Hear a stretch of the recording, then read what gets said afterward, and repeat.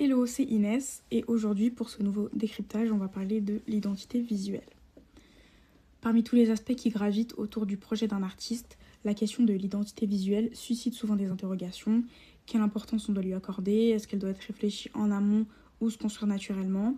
Est-ce qu'il faut impliquer plusieurs personnes dans sa conception ou au contraire la laisser s'imposer d'elle-même? Avec les réseaux sociaux, la communication est devenue avant tout visuelle et aujourd'hui, il est très probable qu'un ou une artiste soit vu avant d'être entendu. C'est notamment pour ça que l'identité visuelle, qui regroupe tout ce qui caractérise un ou une artiste aux yeux du public, est devenue un élément stratégique essentiel pour être visible, identifiable et se démarquer. Sans forcément s'en rendre compte, chaque artiste possède déjà une identité visuelle parce qu'elle est inhérente à chaque personne, mais la structurer et l'harmoniser avec l'ensemble du projet permet de renforcer son impact. Contrairement à ce qu'on pourrait penser, une identité visuelle, c'est pas forcément quelque chose qu'on établit au début de sa carrière et dans lequel on est obligé de s'enfermer, parce qu'un ou une artiste évolue, son univers et sa vie aussi, donc c'est plutôt normal que son image se transforme au fil du temps. Malgré ça, cette évolution doit être pleinement assumée pour que le public puisse continuer de percevoir les messages de la manière la plus fidèle possible. L'identité visuelle joue également un rôle clé dans l'expérience globale des fans. C'est pour ça qu'il est préférable de l'intégrer dans tous les aspects du projet, que ce soit sur les réseaux sociaux, dans le merch, le stylisme, le live, les dossiers de presse, les clips ou les covers. Le choix d'une cover, par exemple, peut paraître anodin, mais mine de rien, il en dit long sur ce que les fans vont attendre et l'univers dans lequel il et elle s'apprêtent à entrer en écoutant un projet. Une pochette très colorée et pétillante, par exemple pour un album mélancolique, peut induire en erreur et créer une sorte de déception qui brouillerait potentiellement le message initialement prévu. Une identité visuelle forte permet aussi de donner une unité et une profondeur à un projet musical.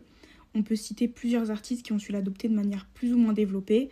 Daft Punk avec un anonymat assumé avec leur casque iconique, Lady Gaga avec son approche avant-gardiste et théâtrale, ou encore SCH avec ses incontournables cheveux plaqués.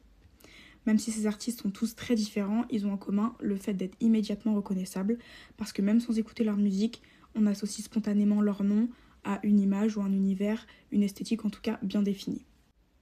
Une identité visuelle réussie ne signifie pas forcément une transformation radicale ou une construction purement marketing, parce que parfois un simple élément distinctif suffit à marquer les esprits, que ce soit une couleur dominante, un accessoire récurrent ou une typographie reconnaissable.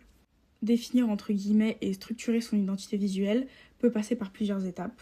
Brainstorming, quels mots-clés définissent ton projet, quel message veut transmettre, par des moodboards, réunir des inspirations visuelles pour identifier une direction graphique cohérente, par des collaborations, des échanges avec des graphistes, des photographes, des stylistes ou simplement avec des proches qui peuvent potentiellement comprendre votre vision, et enfin des ajustements, parce qu'il faut laisser son image évoluer naturellement tout en restant fidèle à son univers musical, s'écouter avant tout, savoir ce dont on a envie et l'image que l'on souhaite refléter.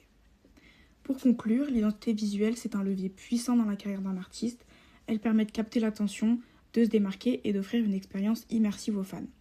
Qu'elle soit très marquée ou plus discrète, elle participe à l'empreinte laissée dans l'esprit du public et elle ne doit pas pour autant devenir une contrainte ou un outil artificiel, mais plutôt simplement le reflet naturel d'un univers artistique.